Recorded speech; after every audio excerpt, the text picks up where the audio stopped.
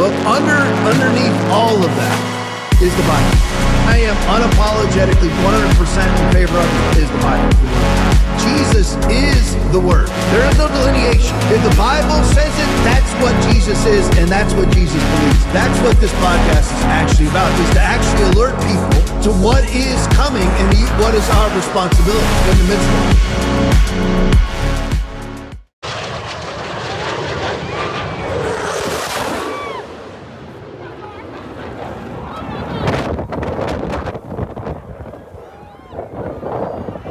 Did you vote for these eternal wars? They're not forever wars now, they're eternal wars. Did you vote to spend trillions every year in defense? Defending us against what? When we don't have control of the cities of the United States. The enemy is inside the gate. And the enemy's in City Hall in Manhattan, in City Hall in Los Angeles, and Chicago, in Minneapolis, and the governors of these states. And guess what? The enemy is inside the gate in the imperial capital. From the intelligence agency, now we know, all the way to the White House staff. I remember when I lost my mind. There was something so pleasant about that place. Even your emotions have an echo in so much space. I find it funny how people who are calling to deport me, they've been saying this ever since I became Muslim. They're like, you would never live in a Muslim country. You would never live in a Muslim country. Like as if living in Medina is something horrible. Wallahi, I would love to live here. This is peace, and the first time I came here 3 years ago, really, it felt like seeing heaven on earth. It's the closest thing that I've ever seen to heaven on earth. Look how beautiful. I want to live here, but what's more important, especially with my abilities, is that I stay in my home country, the United States of America, and I die trying to convert every last person to Islam. As well, we're doing everything we can to ensure that non-citizens are not able to vote and that only U.S. citizens vote in our election. And it's working. There's no evidence that non-citizens are voting. If they were. Mr. LaRose, I'm going to let you follow up on the statement from Ms. Benson. We found 135 this year that had voted. We found another 400 that were registered but hadn't yet voted. And this idea that it's already illegal. It's illegal to hijack airplanes, but we don't get rid of the TSA. As well, we're doing everything we can. They're starting to squirm before the release of information, declassified information regarding foreign involvement in the stealing of interference and stealing of the 2020 election. And then whatever happens. To report that our country is safer, stronger, and far wealthier than it has ever been before. We are doing great. Less than 2 years ago, we inherited an economic and social disaster. After the worst inflation in 48 years, the wide open borders with millions and millions of people pouring in from all over the world, including criminals of all types, and 11,888 murders, many of whom killed more than one person. We had transgender for everybody, men and women sports, crime ravaging our cities, and the whole world was laughing at us as a nation, but not anymore. 2 years ago, our country was dead. Now we are the hottest country anywhere in the world. America is respected like we have never been respected before. We have more money being invested in the United States than at any time in the history of our country. More Americans are working today than ever before. This week it was announced that inflation saw the largest monthly decline in more than 6 years. Just happened. It was just given out. The media reported it, and we accept it. The best in 6 years. The tax cuts in our great, big, beautiful bill are saving hardworking families thousands and thousands of dollars, like with the provisions, no tax on tips, no tax on overtime, and no tax on Social Security for our great seniors, along with the interest deduction on a loan used to purchase a car, but only if that car is made in America, and a 100% expensing for our job-creating businesses. Our stock markets are at their highest point in many years, but we can actually say of all time. And your 401ks, pensions, and retirement accounts are setting records every single day, the highest in history. For years, we paid the highest price for prescription drugs anywhere in the world. Now we pay the lowest price under my most favored nation's policy, because I was able to get the rest of the world and the pharmaceutical companies to act responsibly. Drug prices are coming down by 70, 80, and 90%. TrumpRx.gov, this will ultimately reduce the cost of health care. You have to go to TrumpRx.gov and take advantage of it. But the cost of health care is coming way down because of what we've done with prescription drugs. And with Trump accounts, every child in America now has access to a tax-free investment account to save for their future. Billions and billions of dollars are being invested, put in by companies and individuals to take care of our children so that at age 18, they will have potentially hundreds of thousands of dollars in their account, and they'll get off to a great start in life. So for that, go to TrumpAccounts.gov and sign up your child or any child who'd like to sign up. Our previously wide open borders have been transformed into the most secure borders in the history of our country, with 0 illegal aliens being admitted to the United States in the past 14 months. That is 0. Nobody thought it was possible. We had the worst border in the history of our country, and now we have the best. Crime is plummeting nationwide, with the murder rate at its lowest level since 1900, or more than 125 years ago. We're making a record investment in our armed forces, and we have the strongest and most powerful military by far anywhere in the world. I built it during my first term, and unfortunately, we're forced to use it now. We won in Venezuela, which is now working with us to produce millions and millions of barrels of oil. We are likewise winning big in Iran, and you will see the fruits of that labor very, very shortly. America is back and doing really well, but we still have a major challenge that must be urgently addressed, because no country can be great without fair and honest elections. You have to trust your country, because if there can be no trust, there can be no greatness. And that's very simple. No trust, no greatness. For many years, I've called for bold, swift, and decisive action to protect the integrity of America's elections. Every American deserves to know that when they cast their vote, that vote will be counted accurately in a system, and that is to make that system secure, one where cheating and interference are not just difficult, but virtually impossible. Unfortunately, the system we have today falls catastrophically short of that standard. Tonight, I'm announcing the immediate declassification and release of critical intelligence revealing shocking vulnerabilities in our election infrastructure. This evidence shows that the election system we have dangerously exposes, and really exposes like levels never thought possible, to hacking, exploitation, and foreign interference. Just as disturbingly, this vital information has for many years been covered up and hidden from you, the American people, our beautiful, our great American people. But that all changes right now.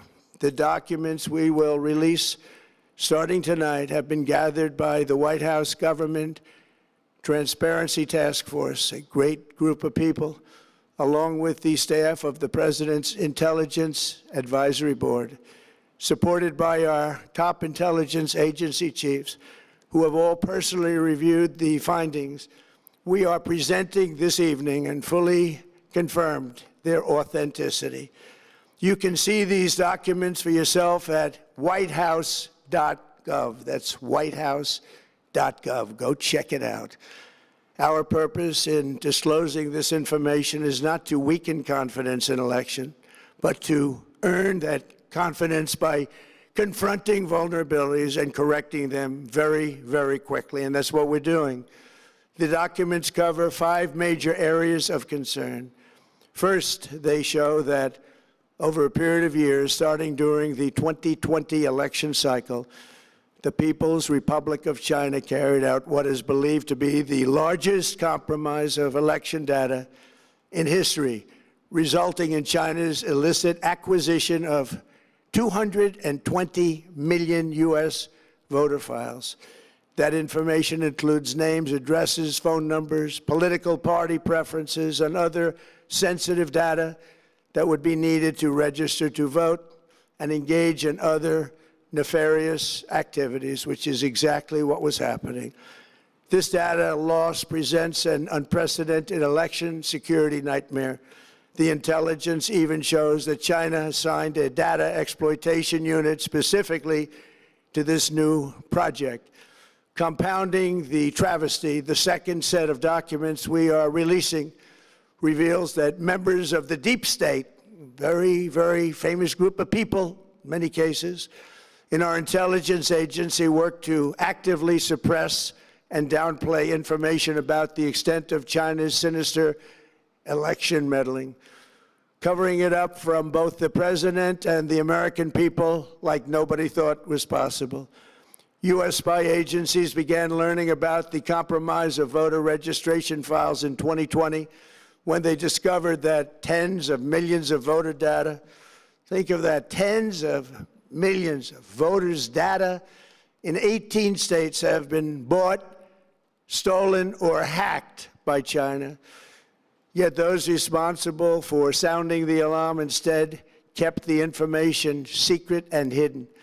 They did not disclose to me as president or to anyone else, and to the best of our knowledge, they did not inform Congress. In fact, all they kept saying is, this is the most secure election in the history of our country, a standard, very pat line that was divvied out to say. The cover-up of this colossal security breach is even more disturbing in light of the additional information showing that China engaged in other election-related activities to undermine my first administration and our 2020 campaign. They did not want, and they just didn't want it. They fought like hell not to have it, Donald Trump, to win, and for good reason. As the documents we are releasing show, CIA reporting explicitly stated, and I quote, in mid-2018, the Chinese Communist Party's policy was to leverage all domestic and foreign elements that were opposed to the U.S. president in an effort to reduce the U.S. president's votes and make him resign or prevent his re-election. Isn't that nice? Also, in mid-2018, China was working to influence the results of the U.S. midterm elections and later the results of the 2020 presidential election itself. Separately, in mid-2019, the Chinese government's strategy against the United States was focused on undermining domestic confidence in the U.S. president. They wanted to just make you sound like your president wasn't so hot, when actually your president has done a great job, and they did everything possible to do exactly that. Going on, this document says, and this is by the CIA, the strategy included efforts to use Chinese contacts with big U.S. companies to influence U.S. business leaders to turn against the President of the United States of America. The Chinese government sought to identify U.S. journalists who had reported negatively on the U.S. president and pay them large sums of money to write more negative articles about him, as many as they could, and they didn't care what they said. The Chinese government wanted U.S. president to lose the next election, and the reason they wanted me to lose is because they knew I was wise to them, charged them billions and billions of dollars worth of tariffs, and built the strongest military anywhere in the world. We have the strongest military anywhere in the world. These are exact quotes from the CIA reporting. The name of the person doing the quote is now under review, But it gets even worse. Raw intelligence obtained by the FBI in 2020, yet buried by rogue bureaucrats, stated that China's activities even included an attempt to manufacture illegal ballots for Joe Biden. Documents show that during this period, dozens of significant CIA and NSA reports about China's election targeting were kept out of the presidential briefing. These were briefings I would get almost every day. Everything was kept out that was of importance. One email among intelligence analysts admitted that they had, quote, deliberately massaged the presidential daily briefing to withhold information regarding Chinese activities related to the election. Another official inside the FBI wrote that she was running, quote, a shadow government, unquote, to keep intelligence about China's election meddling from becoming known and to keep it away from the honorable press. Other officials who witnessed such efforts perceived the motivations to be blatantly political. Recently, we found significant numbers of burn bags in formation, and this is a group of bags that were used to destroy information given by President Barack Hussein Obama to be burned. It was supposed to be burned. These bags were supposed to be at a different level by different people, incinerated and checked, but it never happened. Maybe we got lucky.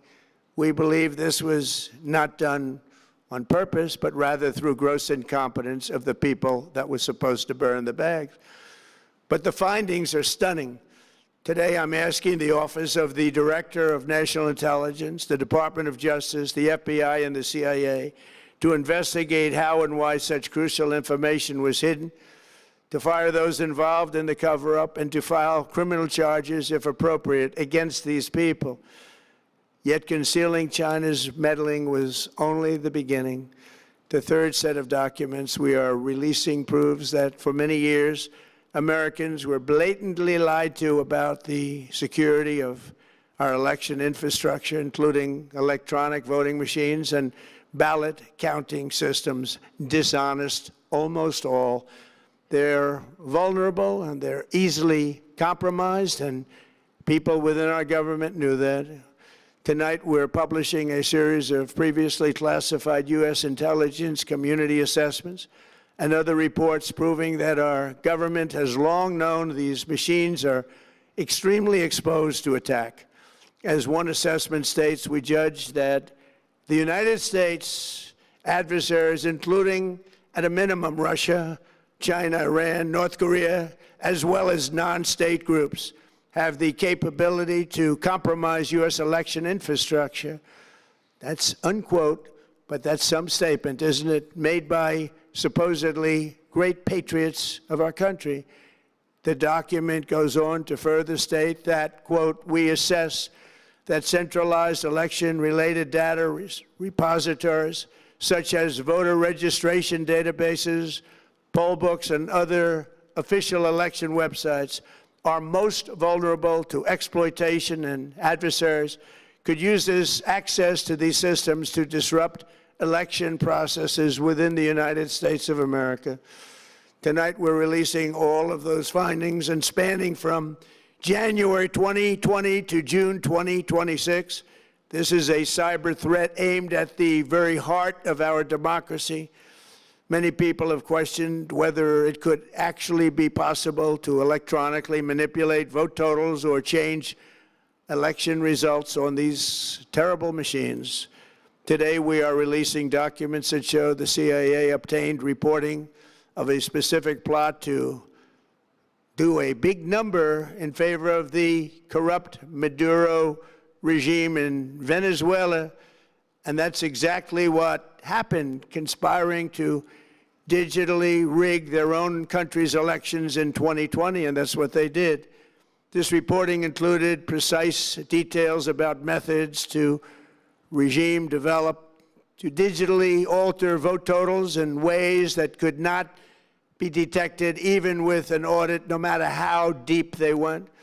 This intelligence underscores why we must take urgent action to ensure that Our own system can never, ever be hacked or compromised like it was in the past. The fourth set of documents reveals that even when significant evidence of fraud has been detected, it has been buried and covered up.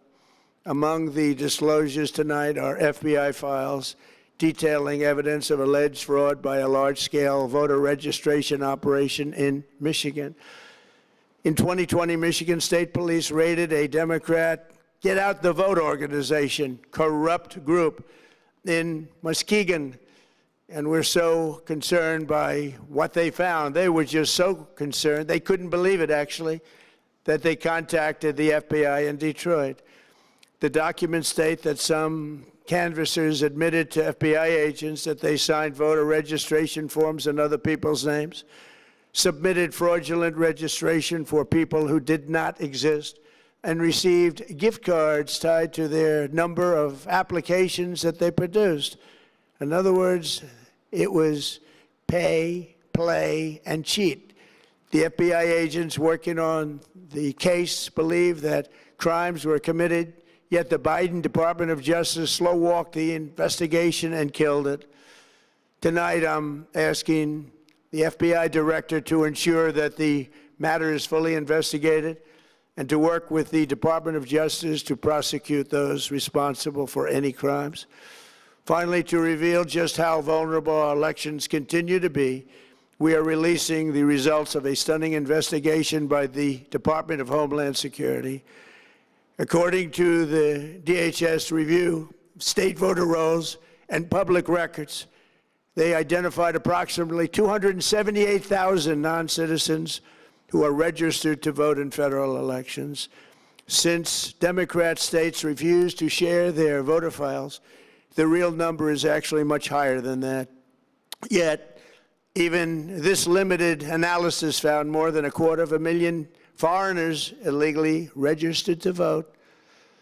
Put together, these disclosures reveal an election system so broken and so vulnerable that no one can possibly defend it. It is not defensible. Hundreds of millions of U.S. voter files are in the hands of foreign governments. Our machines and ballot counting systems are exposed to hacking and manipulation and corruption. China and other countries have been trying to meddle in our elections. Evidence of fraud has been buried.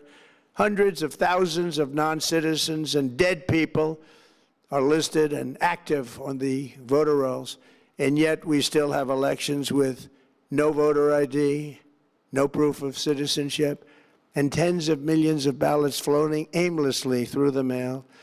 As one example of the insanity, California's recent election for mayor of LA and governor was held on June 2nd, a long time ago, but it was just completed a few days ago on July 10th. Think of that, much more than 1 month.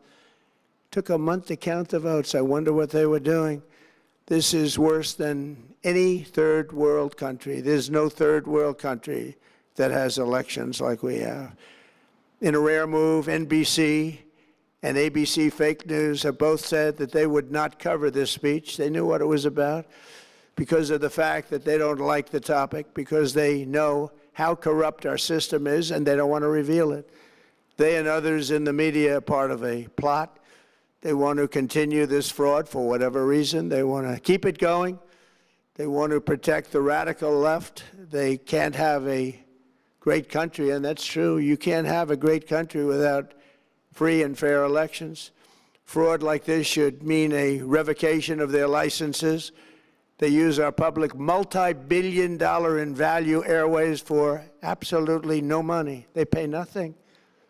All we want is honesty in our elections and honesty in reporting. They pay nothing for multi-billion-dollar assets. Great damage has been done to our country. Our elections were left vulnerable to being rigged and stolen, and the trust of the American people was lost. This cannot be allowed to continue. Every American, whether you're a Republican, Democrat, Independent, or otherwise, should be able to agree that we deserve the most secure, honest, and fair election system anywhere in the world. Secure elections should be a partisan, really, we should be together, Democrats, Republicans, independents, everybody. And it should not be a partisan issue. It should cause to unite us, not to divide us. This should be a cause. We should be united, not divided. In light of the brand new and irrefutable information I have revealed tonight, my administration is in the process of notifying the states whose election data was compromised by the People's Republic of China and many others. We will be working closely to mitigate any harm, and we're taking swift action to ensure that sensitive voter data is better protected so we can never be bought, we can never be hacked, and we can never watch a stolen election again. Tomorrow, the Secretary of Homeland Security will hold a briefing to outline his department's recent work confirming cyber vulnerabilities in our electronic voting systems. They are bad. We're in the process of informing governors, senators, and members of Congress of potential issues in their states. If you look at voting today, it's in such bad shape in so many states, and we are committing to fix it. And we're also committing to be working with those states and local jurisdictions to help them fix and patch known technical vulnerabilities before the midterm elections. We have very important elections coming up. We want those elections to be honest. I've also ordered DHS to notify every state about non-citizens on their voter rolls and direct them to remove all ineligible voters from the lists immediately. But most importantly, addressing this crisis of election security demands that Congress must pass the Save America Act. How easy is that to do unless you want to cheat?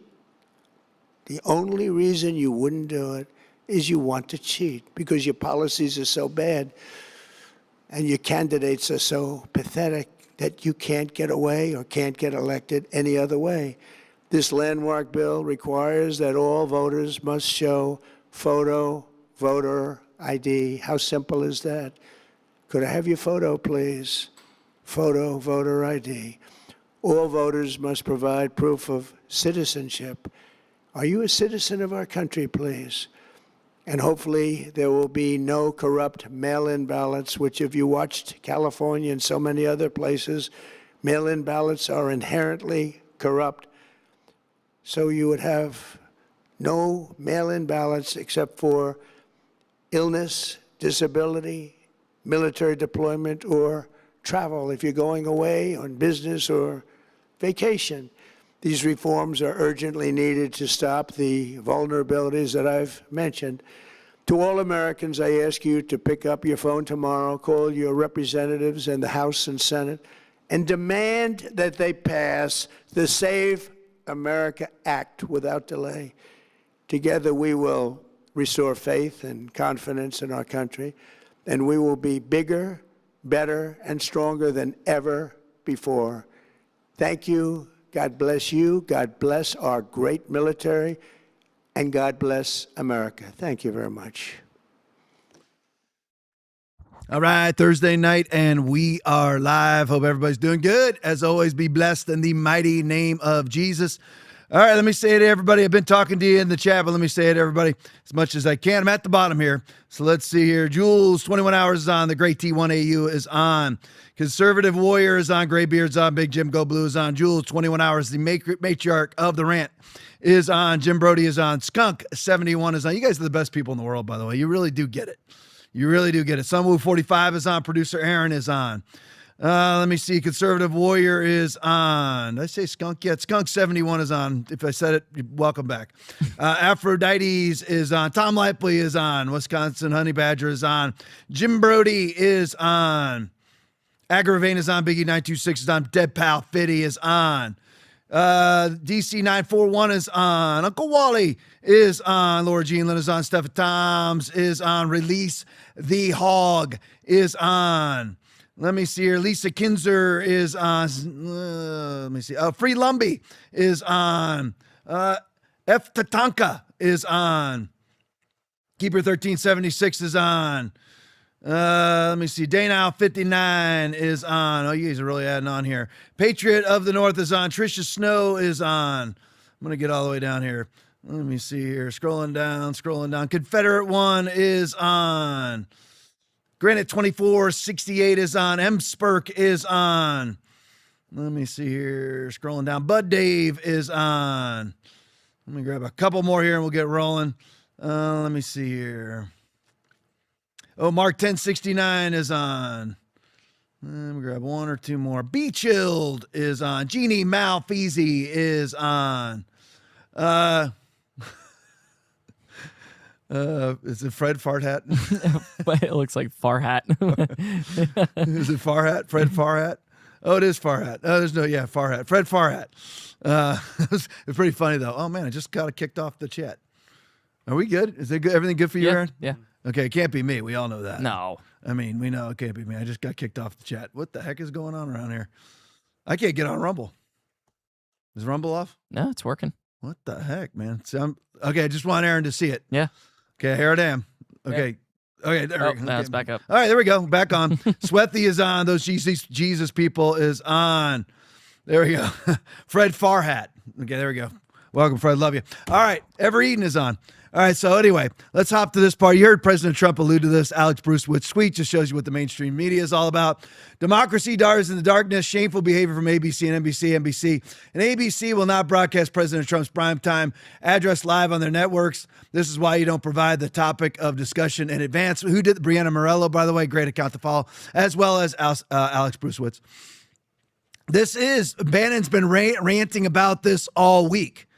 This was the subject matter was actually leaked from President Trump's staff to mainstream media. And since it's been leaked 2-3 days ago, they've been eviscerating him night in and night out. Who does this? Who are these people inside of the Trump orbit? Even maybe inside the Trump cabinet? I don't know, but who would leak this? You just go, the president will address the nation on Thursday night at 9 o'clock. That's what you do. And then they have to cover it. Honestly, I don't get these people. I mean, it's amazing. And it can't be stupidity. It has to be purposeful sabotage. It really does. So anyway, just a couple of things off of this. And then I've got a whole bunch of stuff on election fraud. I don't know how much of it I'm going to do. I'm already bored with it. But anyway, not riveting tonight. Aaron, were you riveted? No. I wasn't Will? No. Okay, anybody in the chat? I'm looking at the chat right now. Just tell me if you were really riveted by anything you heard tonight. Not a whole lot of new news for me. And here's the problem with me is if you watch this podcast, I am very specific. Very, very specific. Like, I don't just say there was no excess deaths during COVID. Aaron and I get out the charts and probably lose viewers because people are bored by it because all they want to hear is sort of salacious QAnon sort of information. And I'm not a believer in QAnon at all. But anyway, we go chart by chart how there's no excess deaths. Yeah. Okay. I mean, I do everything very, very specifically.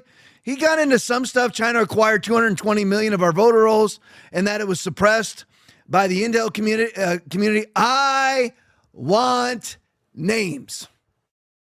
I want names. Okay. What are they going to do to Trump? Nothing. There's nothing they can do. I want names. I wanted Chris Krebs to be quoted. I wanted people to be quoted. I wanted Bill Barr eviscerated. I want names. I want specific voter data. I want out of this 220 million files, how it affected the election, all those different things. Now you're like, well, Tom, they're going to do an investigation. How many of us are tired of, we can't talk about it until the investigation is done? I want it all aired out now. Okay, because you know what ends up happening is the same thing that happens with all the elections. We're not allowing anybody illegal to vote. Actually, we did allow everybody illegal to vote, but we're going to check into it after the election. After the election is certified, when you can't do anything about it. Okay, that's what happens every time. The same thing here. I don't want to hear about it 5 years from now. Let's go ahead and put it out there. If you're going to declassify these documents, I hope that they're actually put out because I want to know what's in the burn bags. I don't want to hear that there's burn bags. I want to know what's in the burn bags. I want to know the name of the FBI agent who's quoted in the burn bag saying, I was running a shadow government to cover up the acquisition by China of our voter files. I want to know the FBI agent's name. I don't want to worry about, there is nothing that says you can't release that information. Nothing. Like, well, it'll help their lawyers. How's it going to help their lawyers? They know that there's a pending charge or a possible charge and they have no information. Doesn't help them. So it's all just lies so that nothing ever gets done. Now, I got two negative Nelly. Will, I wouldn't classify Will as black-pilled. Aaron certainly is, with maybe red sprinkles. Okay, but all I ever hear from Will is, yeah, but when's anybody going to be arrested? Yeah, when's it? And you know what? I would love to say, shut up, Will. You're wrong. I can't. Will's right. Okay, so I can't say that to Will. And believe me, earpiece right there, I'm hearing Will. When are they going to be elected? When are they going to be arrested? When are they going to be arrested? And I went, man, I wish Joe was working tonight. But anyway, but he's right though. He's right. And I mean, I think it was Aaron that actually said at this time, Aaron's time, well, when's anybody going to be arrested? I'm like, oh, Aaron was like, do you honestly believe that anything's ever going to happen from this? I'm like, I am emboldened by the Bolton arrest. I'm putting all my chips on that. I mean, that's it. I'm hoping that that's the beginning of things. Now, as some of you have said in here, I mean, again, this is the greatest chat in the world. We ain't big, but we're smart. Yeah. All right. This is a smart group of people. This is a smart group. The people that have left are dumb. This is a smart group of people. So, I see the same thing from you guys. Okay, when's this going to be over? Let's get to the news. You're right. Okay, but we have to cover it because, and we didn't really even lose that many viewers.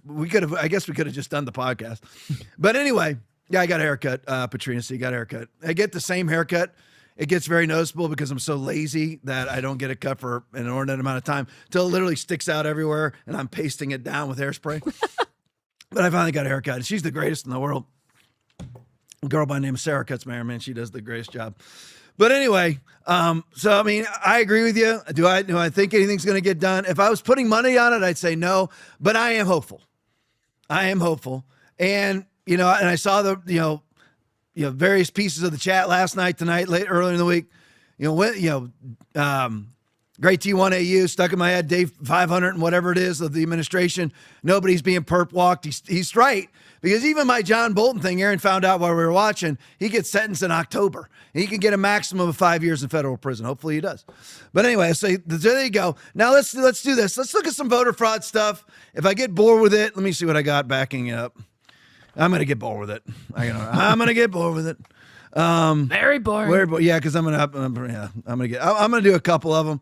I don't have as much time tonight. So anyway, so let's go to Melissa Tate. Let's remind everybody of what the elections were like in 2020, because Trump is right on this, and this is part of the greatness of Trump, is that he is willing to be ignored by the mainstream media and address a very pertinent issue. We just saw it in California. They can't tell us who's elected in California until 30, 60, 90 days after the election.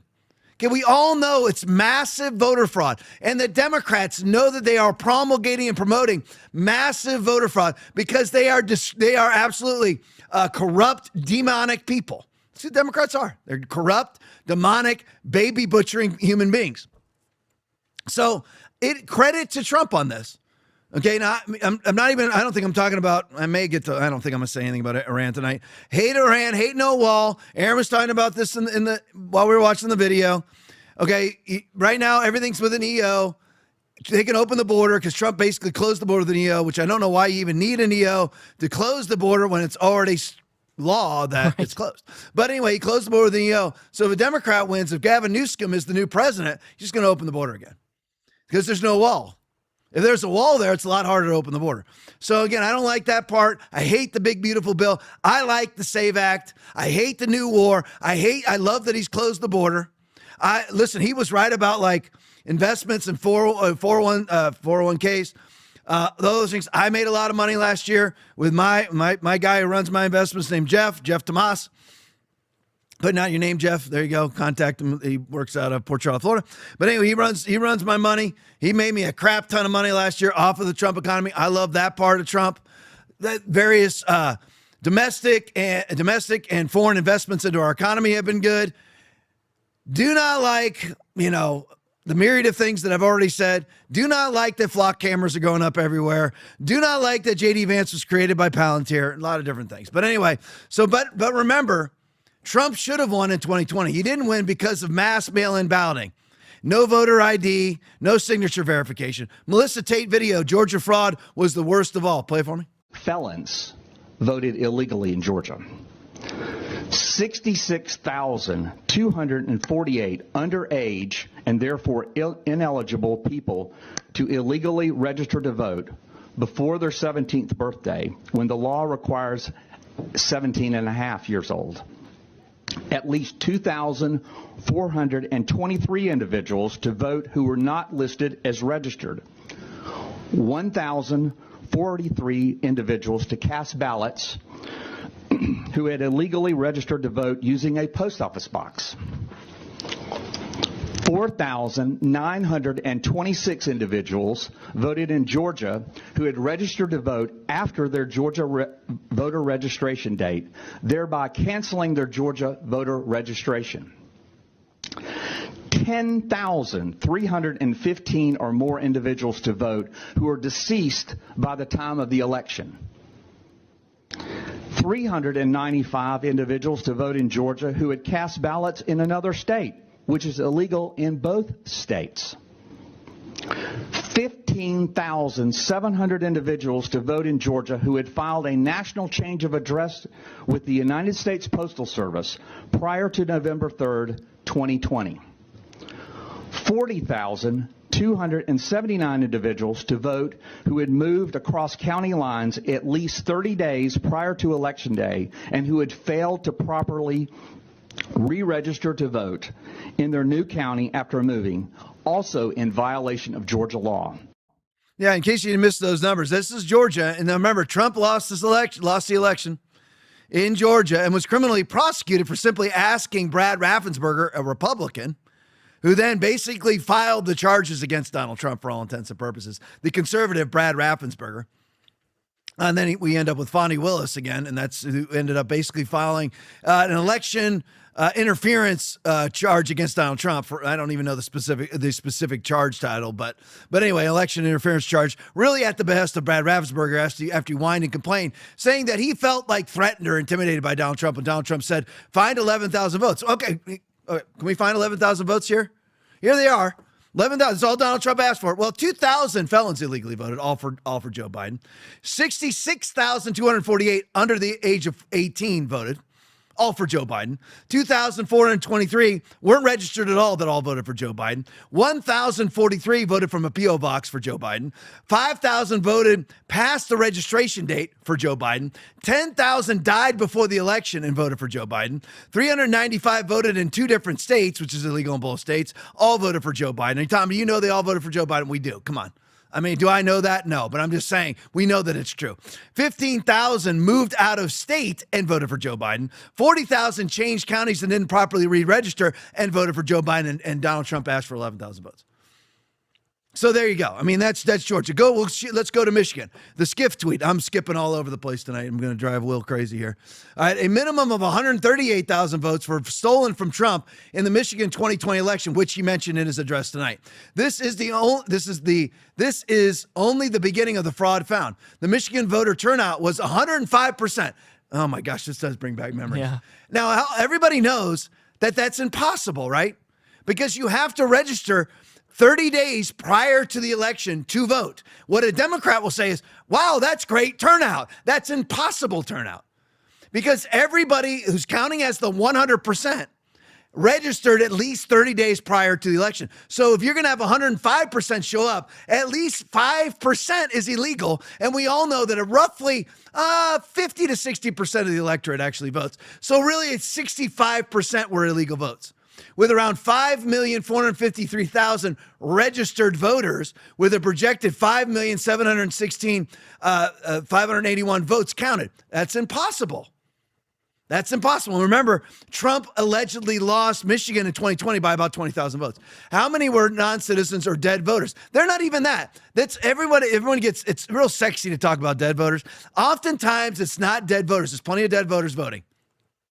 But really what it is simply manufactured ballots. Yep. Mail-in ballots when they get 47 of them to one house, and they simply manufacture the ballot, and they only vote in one specific part of the ballot, which is usually all for Joe Biden at that time. They don't vote down ballot. They vote once, and they're all counted by people. Will brought this up. Like Ruby Freeman and Shay Moss, her daughter, both need to mix in a salad, were then given a presidential freedom award, whatever it's called. What's it called? Medal of Freedom, yeah. Medal of Freedom. Presidential Medal of Freedom Award for their election integrity when they're on video feeding the same ballots into the same machine over and over again.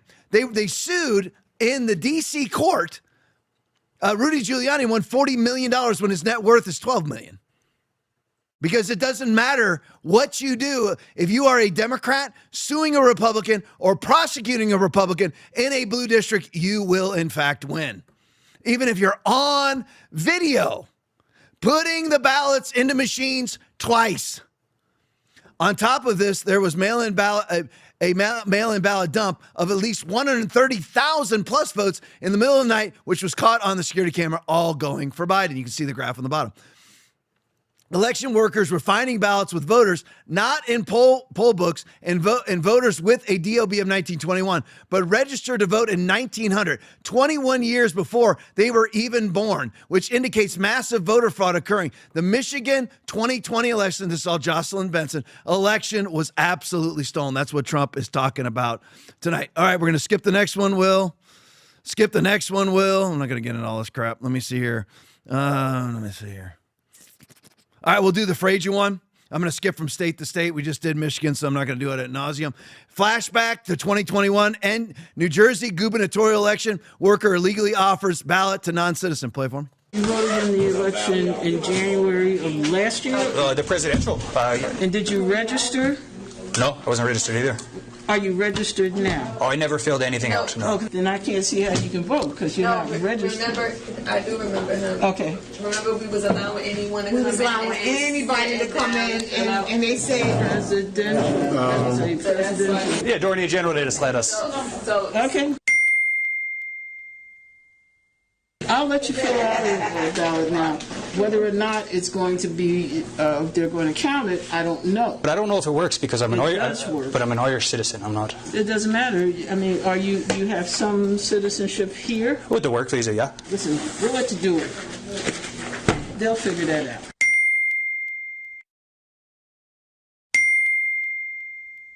The brand new one, yeah. There's no many new ones, just so you know. So if you're ever wondering why it is we never win an election in New Jersey, there you go. Do you have some citizenship here? The guy, this of course was a setup for these election workers. I am a Irish citizen. I am a citizen of Ireland. Do you have any citizenship here? How does that make any freaking sense to anybody? I mean, I guess you could say dual citizenship, but obviously he doesn't. He didn't say, I have a dual citizenship with Ireland and the United States. I am an Irish citizen is what he said. Do you have any citizenship here? What is she talking about? And how is this man allowed to vote in any election when all elections require United States citizenship, which he doesn't have? Why is it that another election worker is chiming in and go, oh, remember what they told us? That they can't vote in the presidential election, but they can vote in the gubernatorial race. This is why we never win races, by the way. It really is. There's an occasion where we'll lose an election. I mean, we're obviously probably not winning elections in NYC, but we would actually win New York. But it's the mass corruption, the mass absolute corruption. They're just a lot of, again, it's super sexy. It's dead people voting. It's not. It's mainly them just manufacturing ballots just like that. They're just manufacturing them. They print them out and they fill in names and nobody ever checks them.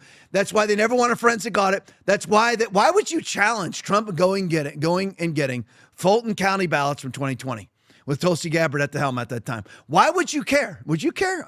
Would you care? I wouldn't care. I mean, if you were if I was running an election, it would be integral. So I wouldn't care. Go get them. You want to go and waste federal resources and gather up ballots from 2020? Go right ahead. Go gather them up. I'd be like, go right ahead. We'll prove that we won again. But why would they fight it all the time? Because of this stuff. And what happens is she said, I don't know if it'll be counted or not. It all gets counted. And unless it's challenged, it's not overturned. But here's the thing. Then they challenge it or we challenge it. And then they say we can't challenge it or we're lax standing or it's already been certified, so it's too late. That's what they always do. Every single time. That's why the greatness of Trump is actually addressing this stuff now. Now, it would have been way better if he started to address this on January 20th of 2025 and then didn't get us into a new war.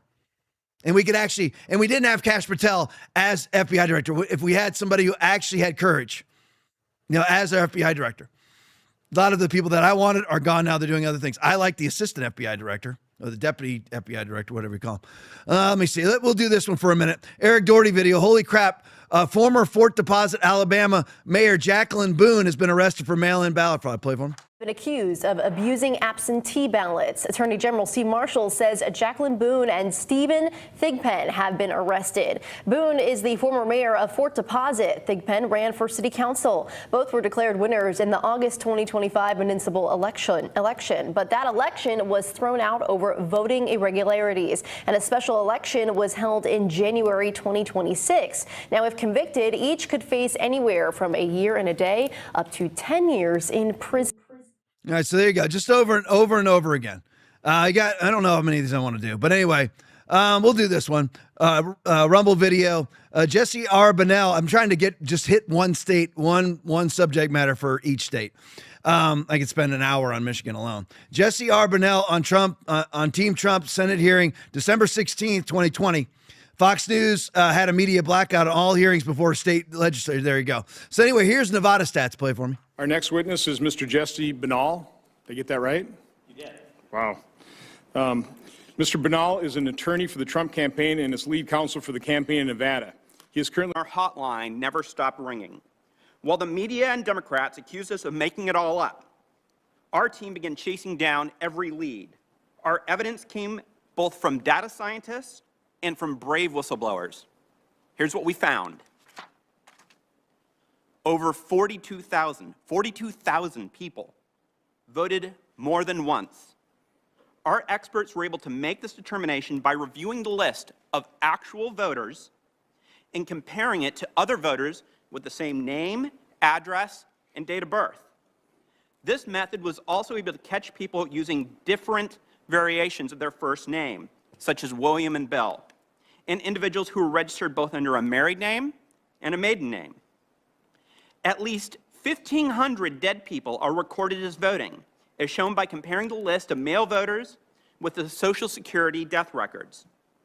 More than 19,000 people voted even though they didn't live in Nevada. This does not include military voters or students.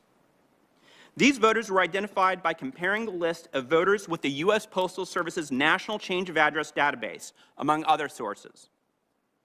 About 8,000 people voted from non-existent addresses. Here we cross-reference voters with the Coding Accuracy Support System, which allowed our experts to identify undeliverable addresses.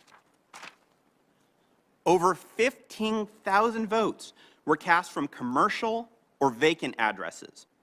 Our experts found these voters by analyzing official U.S. Postal Service records that flag non-residential addresses and addresses vacant for more than 90 days.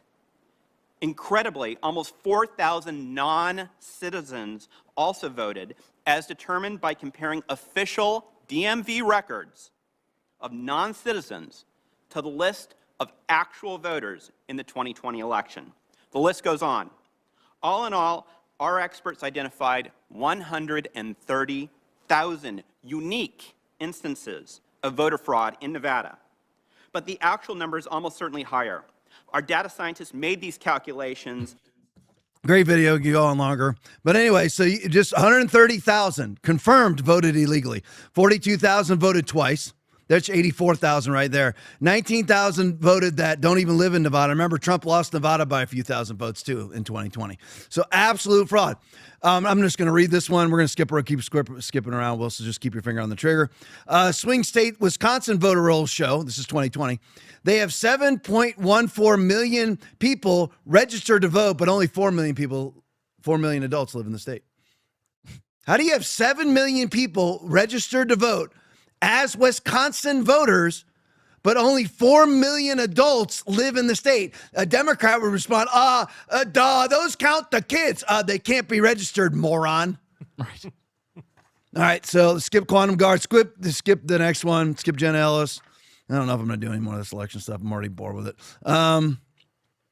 Skip the Bridget one. Let me see. Yeah, we already know about Somalis. Let me see here. Yeah, boring.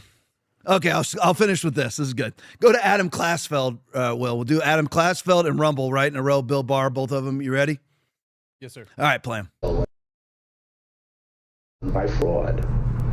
And I haven't seen anything since the election that changes my mind on that, including the 2000 Mules movie.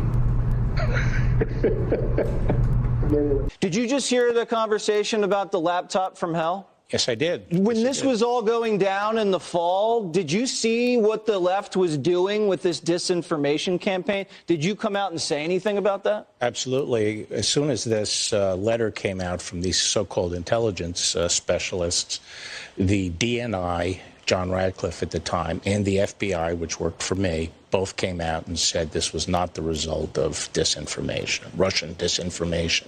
The media ignored that completely. Just kept on going with the disinformation line. I mean, that's pretty egregious. I mean, would you say that there was a conspiracy between big tech, former intelligence officials, the media, the Democrats to, I don't know, let's just use the word rig an election?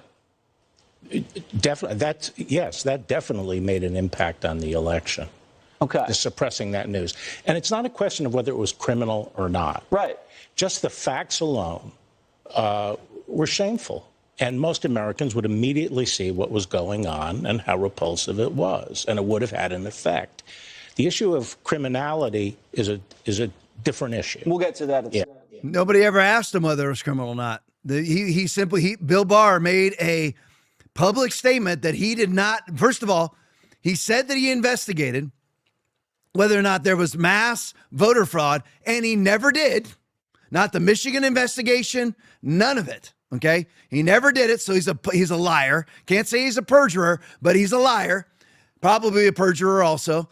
But anyway, so then he's laughing at the whole what was it called? The mules 2000 video. Mules. 2000 Mules video. I never watched it, but anyway, and I can't stand Dinesh D'Souza anyway. But anyway, I like sometimes I like him, but not very often. But anyway. He laughs at that whole thing, which is basically video proof that that the Democrats cheated. Laughed at that, and then subsequently to laughing at it, he's on Jesse Waters saying, "Oh yeah, that was mass voter fraud." That's how now. But now, of course, it's too late to do anything about it. Now it's completely too late to do anything about it. And remember, this all happened under his watch, or close to his watch, and where he could have made public statements about it and did absolutely nothing.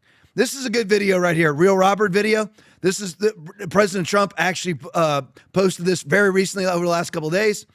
It has an older date on it, but maybe he didn't post it. I think in my mind he did. But anyway, I think maybe somebody just reposted it. But anyway, President Trump posted this about Dominion. Play for me. If I'm remembering correctly, there were several states involved. And which time period are you referring to? This was 2020. Before or after the election? During the election. In your examination of any of these Dominion systems, have you seen any indication of non-election personnel remotely accessing a Dominion system? Yes. Can you tell us about that? I too have reviewed a series of emails produced by Dominion, in which they're discussing remoting into Gwinnett County, Georgia. You also mentioned Dominion remotely connecting to election systems, but you don't have any evidence that occurred in Georgia, correct? There was one county. I've seen a lot of Dominion emails. I've had to translate Dominion emails from Serbian to English to verify the technical questions I was being asked about them, to verify that it was translated properly. So it's your testimony that there is evidence of Dominion remotely accessing Georgia election equipment? Yes, on the one county. It was included with stuff that I was researching and reading through, considering Colorado. Michigan was also involved, and there were other ones. To your understanding, is Dominion able to remotely connect to these election systems, Yes. are they able to do that without detection? Yes. And are you aware of any instances in which that has occurred? Yes. Can you identify those instances? One would be the Denver, Colorado server was granted, or requested to grant Belgrade, only Belgrade. I did search. There is a Belgrade, Montana. Again, why would Montana need to connect into a Colorado file transfer server as part of the election system? And there are other components and things that were done in the background concerning the database and the configure of the database server that still do not have an engineering change order, because if somebody works in an operational environments for a lot of different things, what I will tell you is sometimes things break or you have a problem and you have to fix it. And you submit a change request, or in this case, an engineering change order that's retroactive, right? You want to go back and make sure that you record the process so that you have change management and integrity of the system. If you do not record changes, you lead yourself down a very... But weren't we told year after freaking year after freaking year that you can't access them remotely, that they're not connected to the internet? Yeah. Aaron, correct me if I'm wrong. Everything that he said means that they're connected to the internet. Yep. Namely from Belgrade. Yep. So we're getting all sorts of foreign influence, going into our elections. I wonder why it is that Dominion canceled their lawsuit against Michael Lindell.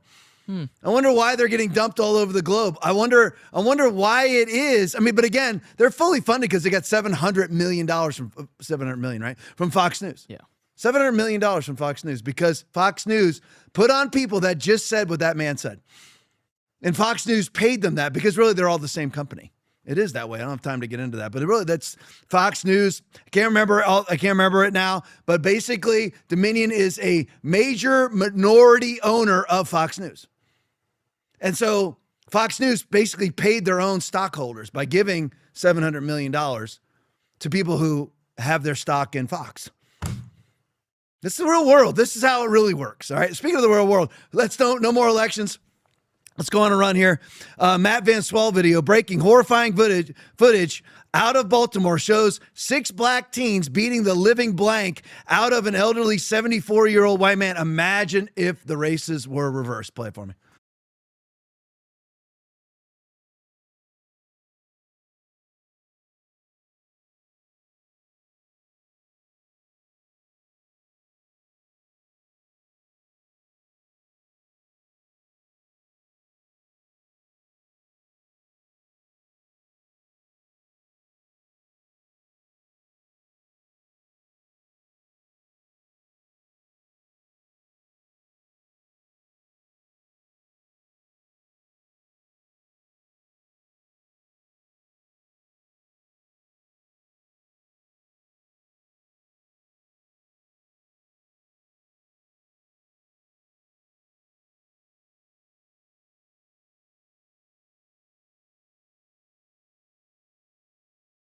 Just imagine. And I know you're a racist, Tom. I'm not a racist. Don't care at all about race. But just imagine. Do we have a black on white crime problem? Do we or do we not? Look at the statistical data out of the UCR. We absolutely do. And nobody cares about it. ABC and whatever it was, ABC and NBC, don't want to show the Trump press conference tonight, or the Trump address tonight. What it wasn't a press conference. They don't want to show that. Why aren't they showing this either? Because as usual, none of them preaching to the choir here, but it's really not that overly different on either side of the media. All right. Nobody tells the truth. You have MAGA media that lies about Trump in a good way, and you have the MAGA media, the anti-MAGA media that lies about Trump in the bad way. So they don't say the positive things that Trump does. They attack him and they accuse him of things that he doesn't do. And then you have the 11-gram MAGA party media like Benny Johnson, who don't address any truth also.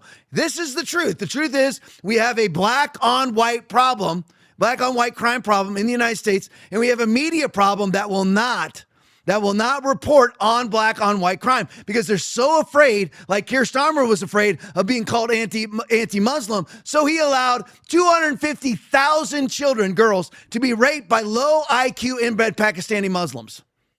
This is the problem. Nobody wants to deal with the truth. A lot of Christians are this way too. They don't want the Bible. They want their own version of Jesus. No, I mean, it's not how you're going to be judged. But that's how people are. Want the truth. Crave the truth. John 8:32, and ye shall know the truth, and the truth shall set you free. Let's go to the next one. Aaron was talking about, this before the show, we're talking about China. Colin Rugg video. China is side by side there, Aaron, if you can. China is building replicas of U.S. warships, fighter jets, Navy bases, and Taiwanese presidential buildings deep in the Taklamakan Desert, according to the Telegraph. China is reportedly mounting mock warships on rail cars to simulate ships moving on the ocean, then hitting them with missiles. But thank goodness, Aaron, thank goodness, Will, that we're fighting in the Strait of Hormuz. Yeah. Aren't you glad? Was Iran doing any of this? China nuclear? Yeah. Iran nuclear? No. So what in the world are we doing in Iran? Play it for me. At first, it looks like any American warship at sea. Then you notice the sand.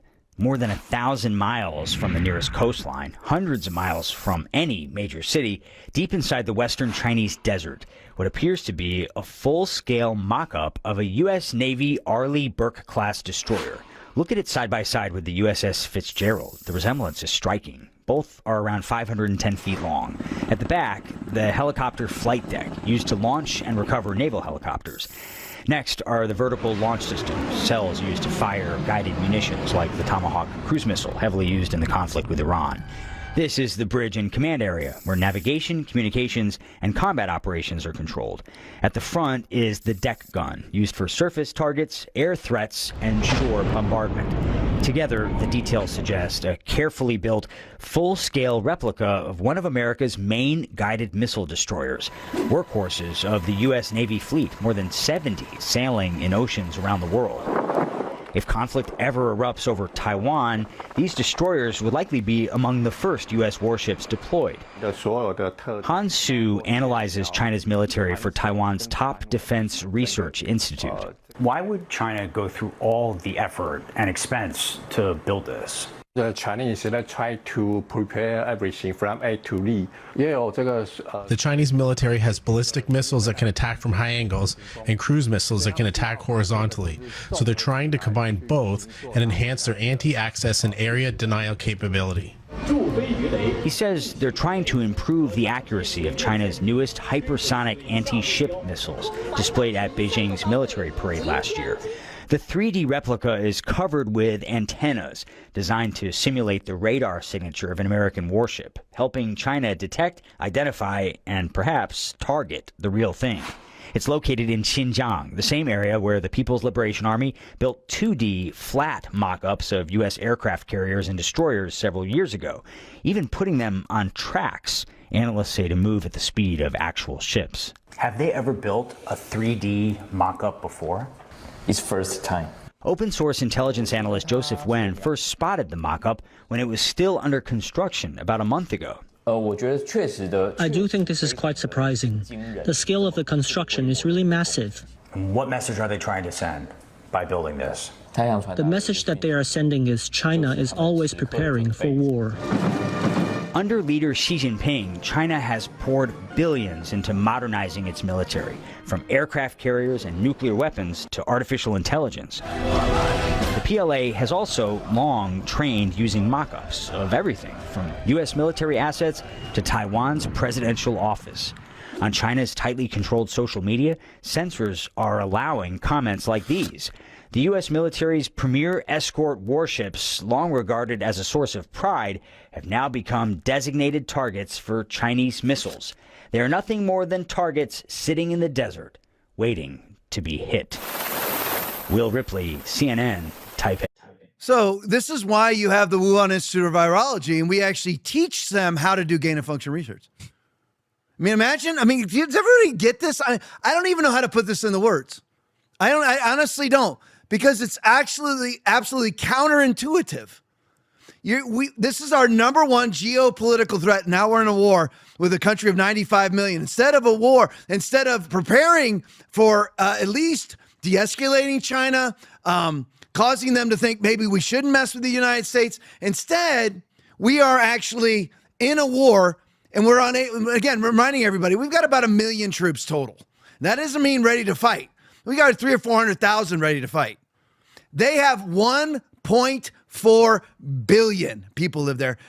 Iran, 95 million. China's already nuclear. And we all know that if Gavin Newsom becomes president, they're going to take Taiwan. This is what this is all about, because Newsom won't do a thing about it. But anyway, China, we see their number one military threat, number one geopolitical threat, number one economic threat. So what do? We're going to Bill and Melinda Gates, tens of millions of dollars, Anthony Fauci, millions of dollars, the United States government, Ralph Baric, UNC, millions of dollars to the Chinese Academy of Sciences, which owns the Wuhan Institute of Virology.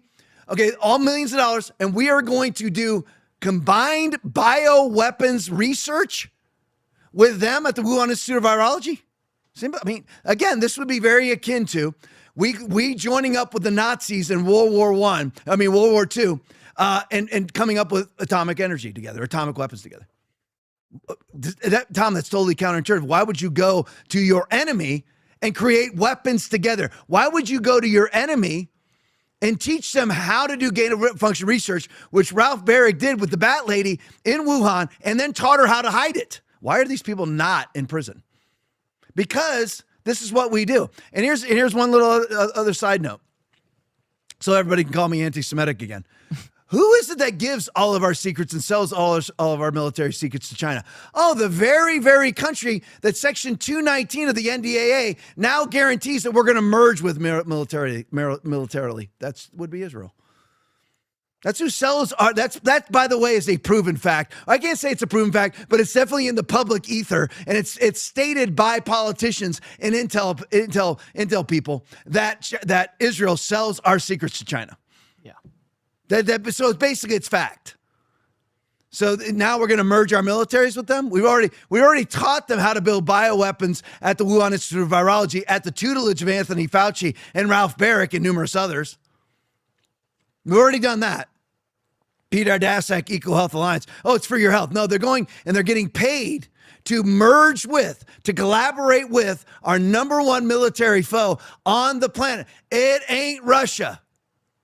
Do you realize the very freaking size of the Chinese military with hypersonic weapons? You know what does hypersonic means? Undetectable. We can't even detect them.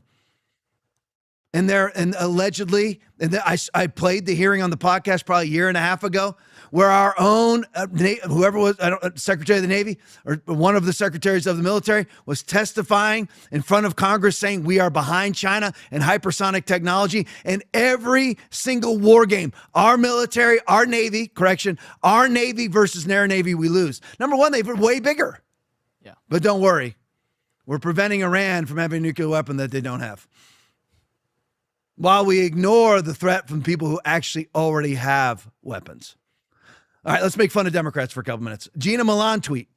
New York Times, Lorenzo Salgado, this is the new Kilmar Abrego Garcia, was just chasing the American dream before ICE shot him. Reality, he had 3 bags of meth found inside his van right prior to the shooting while he was chasing the American dream. You actually go to the next one for me, Wolf. Did I give you that pic? Is the pic of that? Or did I not include it? I didn't give you that. All right. Got to show you this one. Red Wave press video. Hypocrite, far-left Michigan U.S. Senate candidate Abdul, of course, El Sayed, who sounds like somebody on the terrorist watch list, who frequently attacks the ultra-wealthy, is under fire after releasing his tax records, showing he made $686,000 last year, more than 9 times the state median income. Play it for me. Hopeful Abdul El Sayed releasing his tax records as he faces criticism of supposed champagne socialism. The Democrat candidate brought in more than $686,000 in household income last year, roughly 9 times more than the state median in 2024. The move comes amid a transparency fight between El Sayed and his opponent, Democrat Congresswoman Haley Stevens, who has embraced a more moderate approach ahead of the August 4th primary. Those are your headlines. Back over to you. I love all these guys attacking the rich, attacking the rich. As you see Ro Khanna all the time. Ro Khanna's always attacking the rich. He's worth $300 million, of which $270 million of that was made since he's been in Congress. He walked in with his wife's $30 million, but don't worry, it's a blind trust. Yeah. Blind trust. But I mean, all of his very suspicious investments are over the areas of the economy that he regulates. Very weird, isn't it? But anyway, about Abdul Al-Sayed from the Washington Free Beacon. Al-Sayed had been photographed on the campaign trail wearing an array of luxury watches worth thousands of dollars. Al-Sayed appeared to wear a Princiere Omega, a Speedmaster moon phase chronograph worth 10 grand. In a June campaign video, Andy donned a Glass-off SAR rescue timer, a German nautical watch worth $2,000 while getting ice cream in Grand Haven. This is the advocate for the poor. The man who made it just under $700,000 last year, but somehow or another hates millionaires. Speaking of bourgeois left, Wall Street Apes video, Pennsylvania lawmakers, get this now, spent $2 million on food for themselves in the last 2.5 years. Play it for me. We all love food, but Pennsylvania lawmakers spent $2 million on food over 2.5 years. But one senator's lunch habits stood out. Senator Vince Hughes from Philadelphia spent almost $80,000 on catered Tuesday lunches for his staff and colleagues. We're talking coconut chicken tenders with mango apricot sauce, baked salmon, boneless pork chops, and assorted cheesecakes. These lunches cost $39 per person and fed anywhere between 25 and 80 people every Tuesday the Senate was in session. On at least 7 of these days, Hughes also got reimbursed to per diems for meals, which Senate policy prohibits. But here's the thing, there's no actual limit on food spending at the Capitol, as long as it serves a legislative purpose, however you want to interpret that. When I tried to attend one of these lunches to see what legislative purpose they served, Senator Hughes said no. But I did watch Who Showed Up on June 9th of this year when one of these lunches took place. And some lawmakers and staff walked in, grabbed a plate, and headed straight back to their office within minutes. Experts say lawmakers should be more careful with their food spending because Pennsylvania has the largest full-time legislature in the country, so cost that up fast. Want to learn more? Find my investigation at PennLive.com. This is how it is everywhere.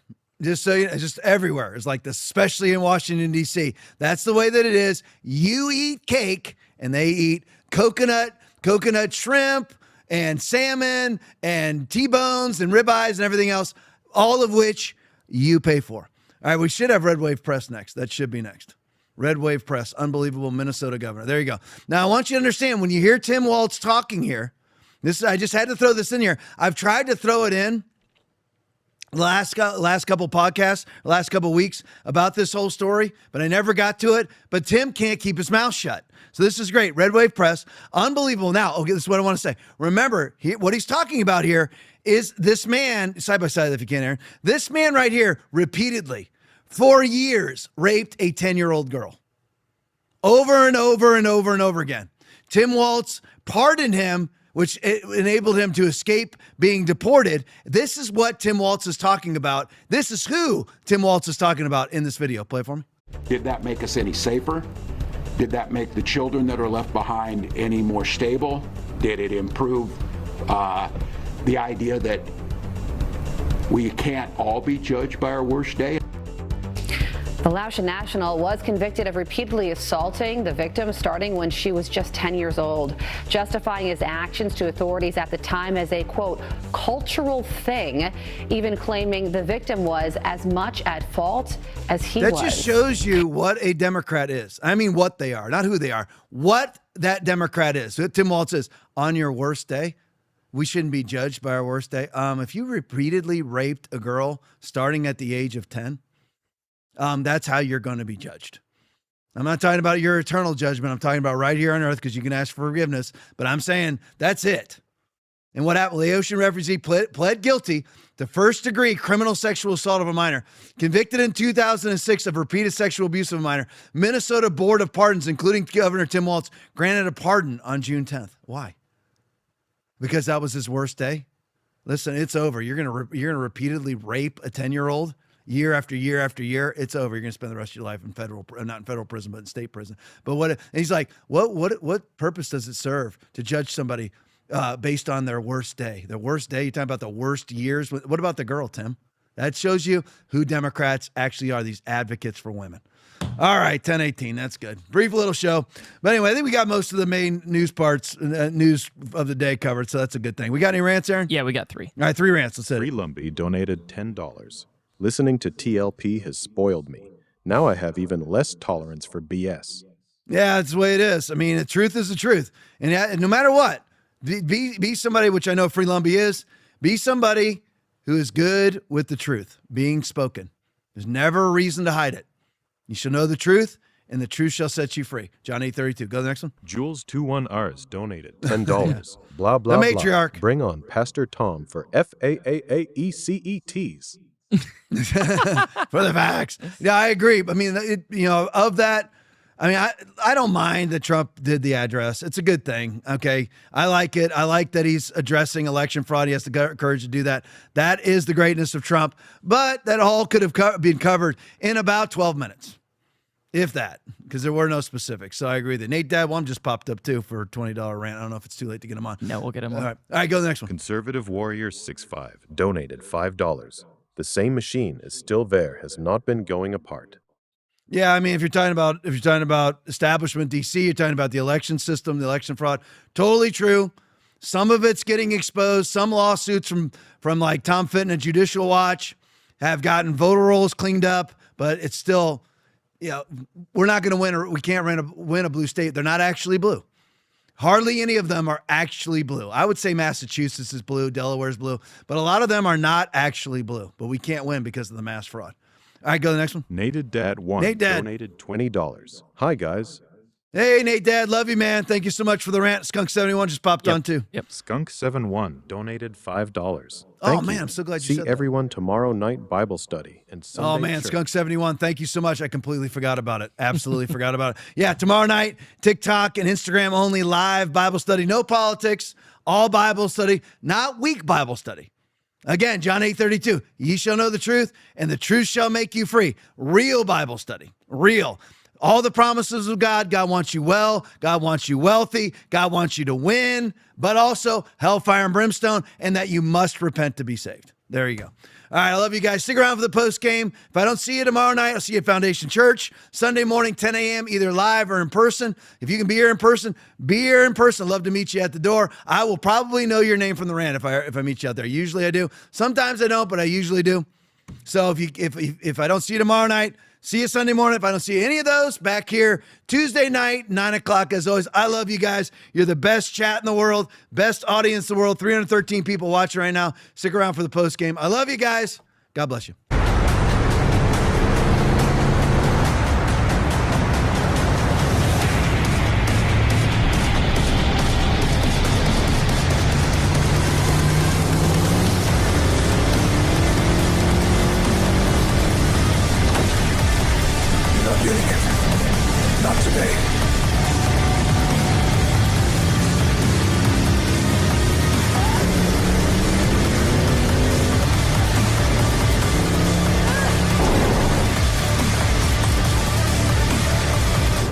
Hi, how are we doing today?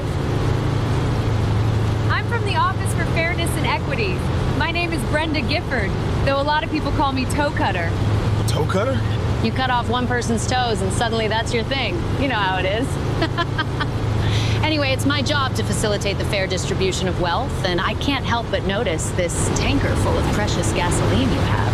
Scraptown refined this themselves. And that's great, but they can't just hoard this wealth. We want to get it to those who need it most.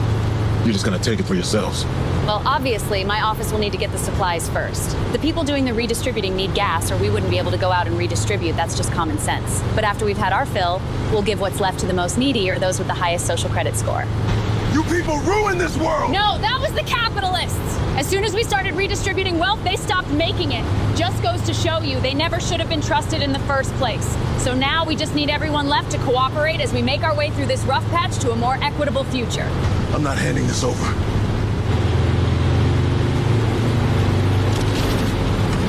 Do you have a permit for that sawed-off shotgun? Yes. That was a trick question. We don't give out permits for weapons. It really helps with the redistributing when we're the only ones armed. Anyway, if you're triggered by violent situations, I'd recommend you stop this truck and get as far away from here as possible.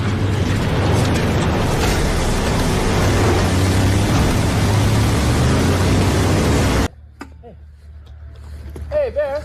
Hey, Bear! Hey, Bear! He's moving right now! Damn it! Oh my God! Bear, get off my golf clubs, please. Please. Oh, he's ripping my bag. Bear. Bear. Hey, Bear. Hey, no. No, stop. Oh, my God. He's gonna. Oh, shit. Bear, come on. Oh, my God. Oh, God. Oh, no. Get back. Bear, get back here. Hey, Bear. Those are my clubs, man. Give me my clubs back, Bear.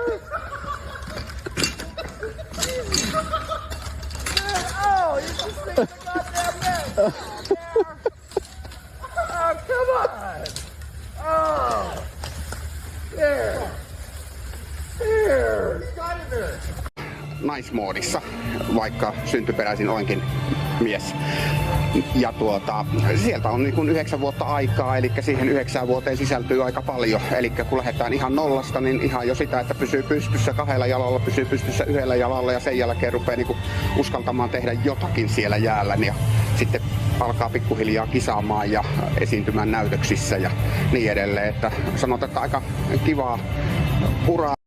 If childcare is cut, I'm unable to work or go to school. I understand fraud is bad.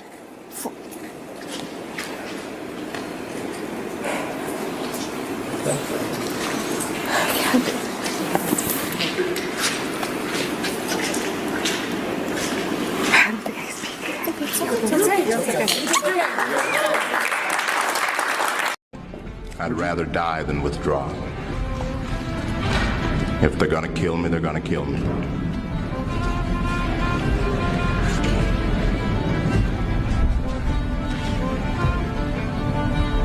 So you'd still like to serve on the Supreme Court? I'd rather die than withdraw from the process.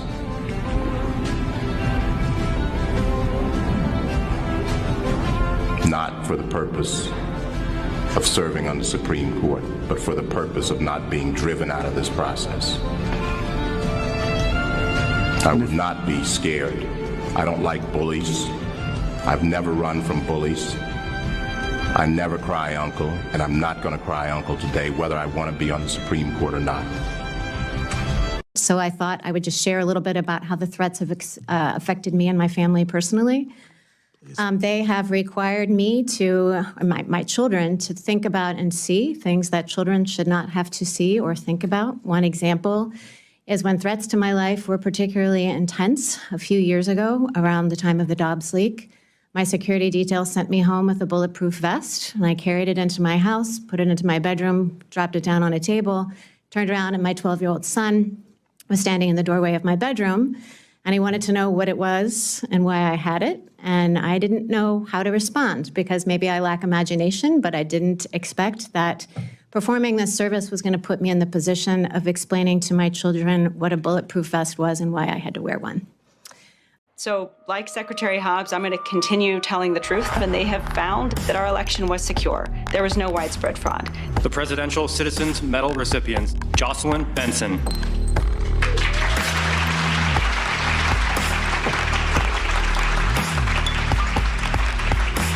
More people voted than ever before in our state's history, which is something we should be celebrating and replicating, not trying to dismantle.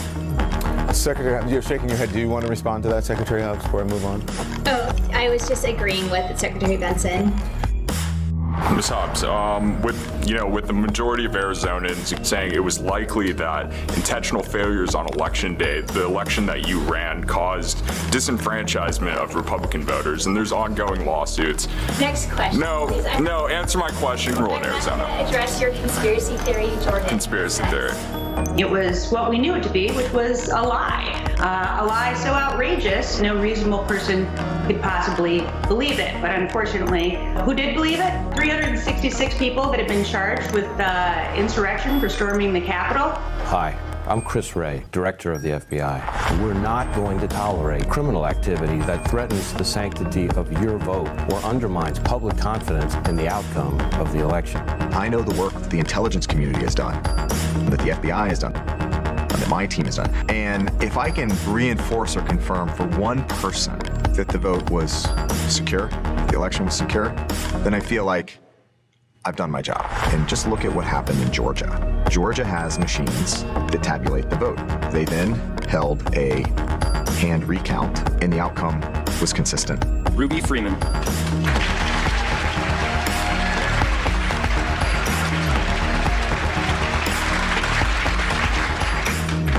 I want everybody to look at Secretary Benson in Michigan, Secretary Hobbs in Arizona. They're defending democracy. They're doing their jobs. Look at Secretary Raffensperger in Georgia, lifelong Republican. There's some real heroes out there. There's some real patriots. I did it right. We did it right.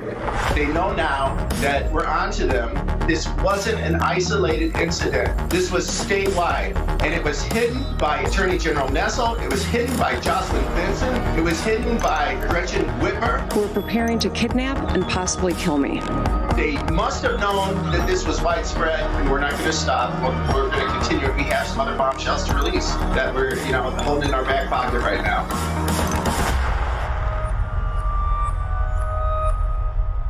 Podcast is all about. We talk about a lot of political things, but underneath all of that is the Bible. I am unapologetically 100% in favor of is the Bible. Jesus is the Word. There is no delineation. If the Bible says it, that's what Jesus is, and that's what Jesus believes. That's what this podcast is actually about, is to actually alert people to what is coming and what is our responsibility in the midst of it.